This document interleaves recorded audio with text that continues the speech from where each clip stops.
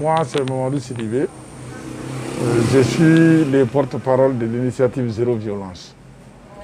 Alors, M. Sidibé, ce soir, on est chez vous. C'est juste moi pour savoir les contestations de la jeunesse d'aujourd'hui.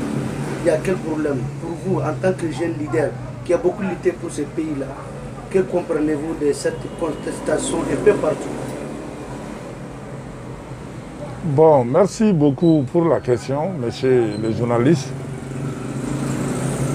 Et il y a quand même des choses à noter qui peuvent aller de l'élection au couvre-feu, en passant bien évidemment par le mois de carême. Et quand il y a eu les élections et que la Cour s'est prononcée sur, bien évidemment, l'élection, il y a bien évidemment des gens qui se sont sentis lésés. Et ceci, ça et là, ont appelé bien évidemment à manifester.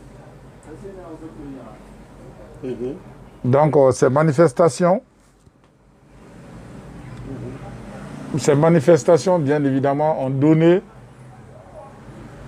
et sinon ont été rejoints par des gens qui se sentaient malheureusement privés de leur liberté, et aussi par d'autres qui se sont sentis également privés de leur travail à cause du couvre-feu. Mais si nous prenons fondamentalement l'ensemble des manifestants, nous nous rendrons compte quand même que 80 à 90% de ceux-là qui manifestent ne manifestaient pas pour des élections. Comme je l'ai dit, c'est des frustrations d'ordre social qui ont amené beaucoup de jeunes, bien évidemment, à sortir. Et c'est là, pour confirmer cela, vous verrez qu'à des endroits où il n'y a même pas eu de contestation des résultats, à ces endroits-là également, il y a eu des manifestations.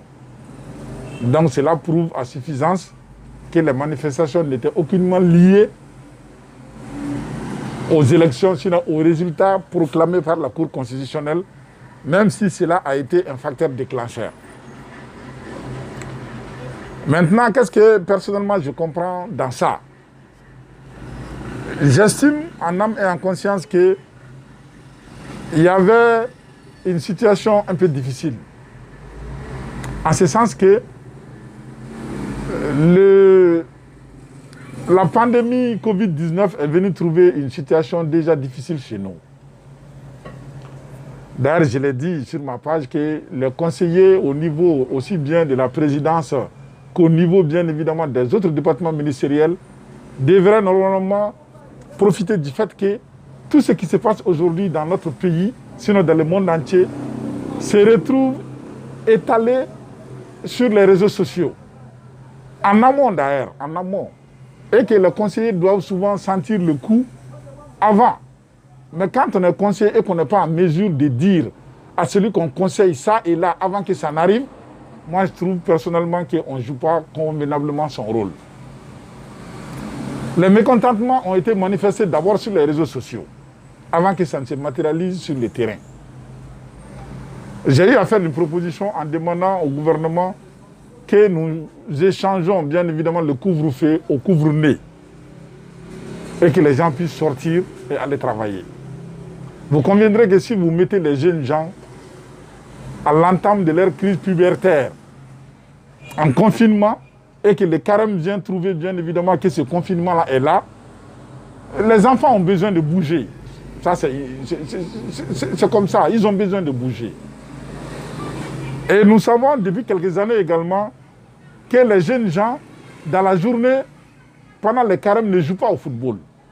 Mais c'est la nuit, après rupture, que les jeunes gens organisent des matchs de football, ça et là. Et cette année, avec le couvre-feu, ils n'ont pas eu malheureusement la chance de s'adonner à ces jeux favoris-là dont ils raffolent tous. Donc, le fait qu'il y a eu couvre-feu, les enfants à une certaine limite se sont sentis à la limite en prison. Et c'était une manière pour eux d'exprimer leur ras-le-bol, de sortir, de brûler les pneus ça et là. Ce qui est inadmissible. Inadmissible, je dis bien.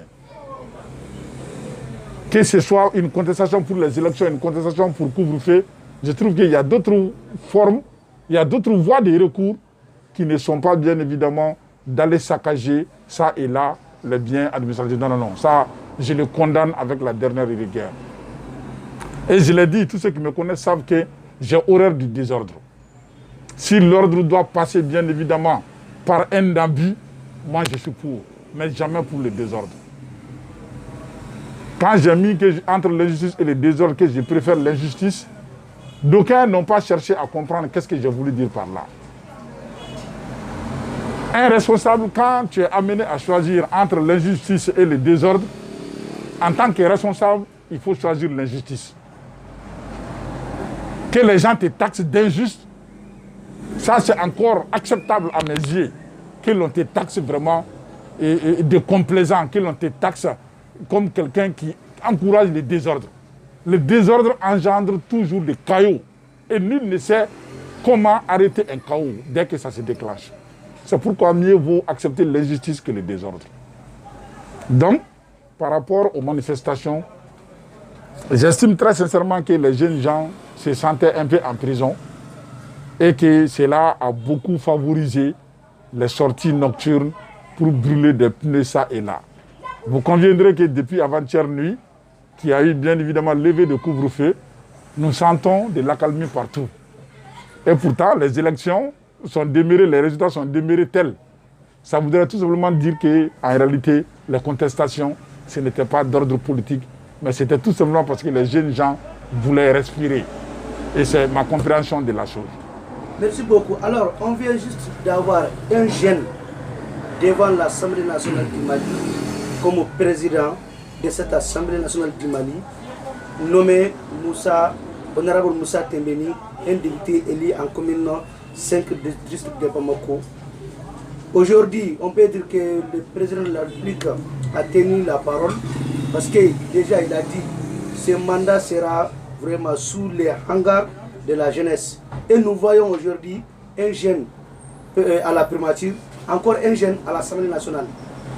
Vous, en tant que jeune battant dans ces pays-là, quelqu'un qui a beaucoup s'est battu pour la jeunesse, aujourd'hui, ce choix de député malien vous a mis réellement où? Bon, comme vous l'avez si bien dit, à tout seigneur, tout honneur, en tant que jeune, je ne peux que me réjouir, sans complaisance aucune et sans esprit partisan. Il est difficile, bien évidemment, de vouloir de quelque chose et de son contraire. L'élection de l'honorable Moussa Tembeni, comme vous venez de le dire, en tant que jeune, bien évidemment, me réjouit au premier degré. Un. Deuxièmement, vous l'avez également notifié tantôt, que le président de la République avait quand même promis de placer son mandat sous la coupe de la jeunesse. Si nous regardons bien évidemment ce qui vient de se passer et ce qui s'est même passé depuis certain temps, avec un premier ministre jeune, comme vous l'avez dit, et 80% de l'équipe gouvernementale jeune, président de l'Assemblée jeune,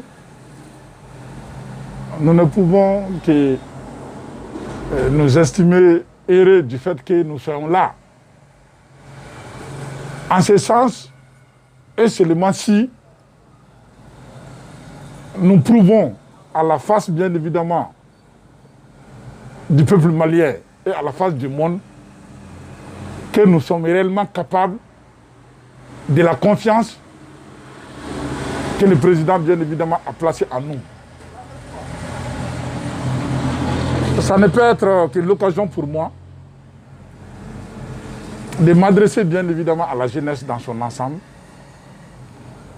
Parce que si, que Dieu nous en préserve, ces jeunes aujourd'hui échouaient, c'est la jeunesse malienne dans son ensemble qui aurait échoué.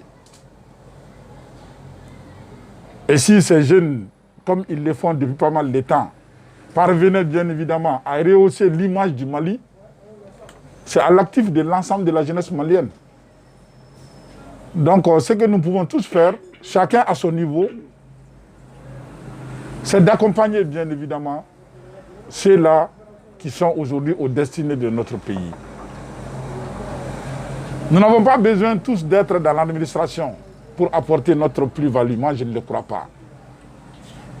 Nous devons contribuer aussi bien par des idées, aussi bien par des actions que par nos comportements de tous les jours. Je l'ai dit plus de 100 fois dans pratiquement chacune de mes sorties que la jeunesse doit comprendre une et une seule chose, qui est que nul ne viendra faire ce pays à notre place. Et que si par malheur ce pays devait s'abîmer aujourd'hui, c'est nous jeunes qui perdons plus que ceux-là qui sont à la sortie bien évidemment de leur vie. Donc pour toutes ces raisons, je trouve opportun et même indispensable que le peuple malien aujourd'hui soit en juxtaposition et non en opposition. Que nous essayons bien évidemment de nous épauler mutuellement avec des critiques constructives, je dis bien. Mais que nous arrêtons de nous créer des problèmes qui n'en valent aucunement la peine. Je ne peux encore que féliciter tous les jeunes qui jusque-là ont eu la chance d'être ça et là, leur souhaiter plein succès dans tout ce qu'ils sont en train d'entreprendre et bien évidemment œuvrer à mon niveau pour que ce qu'ils font puisse vraiment servir leur nation, puisse nous servir tous en tant que Maliens.